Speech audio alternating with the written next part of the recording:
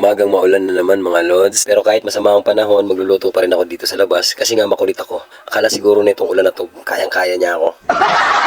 Dahil nga naubusan na naman kami ng gas, kaya tamang gatong na naman ako dito. Mabilis na naman makaluto dito sa gatong kasi minsan malakas ang apoy talaga. Di mo makokontrol yung apoy, hayop eh.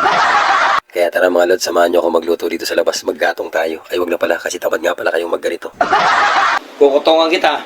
Hindi, joke lang yan mga lods. Pero alam mo, sa panahon ngayon kapag pinaluto mo yung mga tao dito sa mga taga-syudad na to na maggatong, sigurado ko hindi sila makakapagpaapoy. 100% yun. Alam niyo kung bakit? Kasi hindi naman sanay yung mga tao maggatong ngayon. Ako kasi medyo sanay naman ako sa buhay probinsya, kaya sanay akong maggatong. Yun nga lang, dito na ako tumagal sa Maynila, kaya dito na ako tinubuan ng sungay. Hindi ko lang alam kung anong sungay yung tumubo sa akin. Sungay ata ng baka o sungay ng kambing. Invisible kasi yung sungay ko, kaya hindi ko mahulaan kung anong sungay ba to.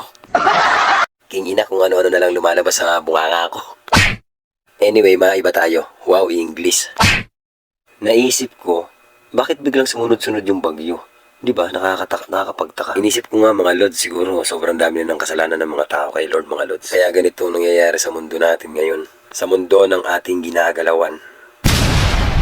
Kaya sana mga lods, ano man mangyari, huwag tayo makakalimot sa taas. Lagi tayo magpipray mga lods.